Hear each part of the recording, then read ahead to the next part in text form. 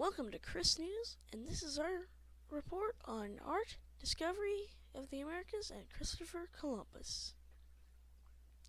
So first, our introduction. In this report, I'm going to talk about how Aboriginal and some European art depicted the Europeans coming.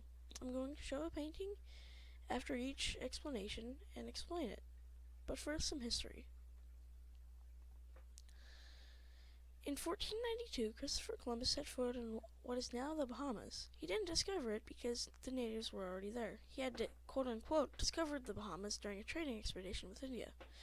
He called the natives Indians because he thought that they were in India. He had visited Cuba, which he thought was China. He had traveled by boat because it would have been faster and safer than to travel by foot, because the world is a ball. The first meeting of the people of the Americas was very casual, considering they didn't know that it was an entire new colony. Once they got there and situated, they started trading various items, including parrots, cotton balls, and glass beads. Christopher noticed the little pieces of gold they wore for adornment, as shown in the painting to the right. Welcome to the Bahamas. When Christopher Columbus set sail, he may or may not have known that it would have taken 36 days until he found land. They had taken 3 ships, the Nina, the Pinta, and the Santa Maria. After they visited the Bahamas, they had moved to the Cuban island, which he thought might be China. Poor Santa Maria. After visiting Cuba, he had moved to Hispaniola, the Dominican Republic, which he thought might be Japan. And meeting the leaders of the natives, at the time, the Santa Maria was shipwrecked, and Christopher needed help. So he asked some islanders, and they built a settlement called the Villa de Navidad, which means Christmas Town. 39 people stayed behind to occupy it. After he got there, convinced it was Asia, he came back with an excited and exaggerated report of Asia, which the royal court took well. But who let him do this? It was a journey to get funding and approval for his voyage. First he went to the Portuguese king for approval, then to Genoa, and finally to Venice, each time getting rejected until finally going to the Spanish monarchy of Isabella of Castile and Ferdinand of Aragon. At first they also rejected him, as their focus was on the war with the Muslims. But it must have intrigued the monarchs, so they decided to give it a shot. The painting to the right is of King Ferdinand.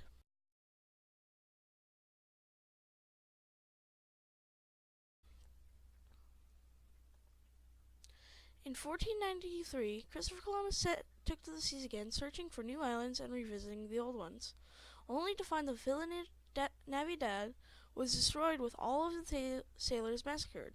Despite the Queen's wishes, who found slavery offensive, Columbus put a forced labor policy on the people to rebuild the colony and to find gold, thinking it would be profitable. But his efforts proved lacking because it didn't produce much gold, but it did produce lots of hate for everyone, for European sailors.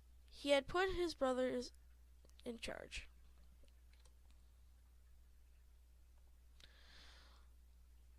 Arrest that man at once! It wasn't until his third voyage when he finally found the mainland, i.e. Venezuela. Unfortunately, the Villa Navidad had deteriorated to the point of immunity. The sailors were mad because of the poor management of the colony by his brothers. They were also promised riches, and the natives were angry because of their mistreatment. Because of this, they sent a royal officer to arrest him and strip him of his authority. He had returned to Spain in handcuffs to face the royal court.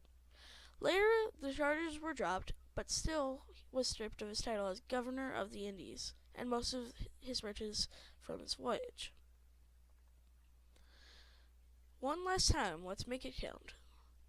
Convincing King Ferdinand that one more voyage would bring the abundant riches, he went on what would be his last voyage in 1502. He had sailed along the side of Central America, looking for a passage to the Indian Ocean. During this time, a storm had struck one of the ships, causing it to crash on the coast of Cuba. During this time, the locals had tired of the Spaniards' mistreatment, they refused to offer hospitality. In a spark of wit, he decided to punish the locals by taking away the moon, knowing that there was a lunar eclipse coming via the almanac. When the lunar eclipse happened, it alarmed them enough to re-establish trade, and a rescue party arrived, sent by the royal governor of Hispaniola, and they retired to Spain.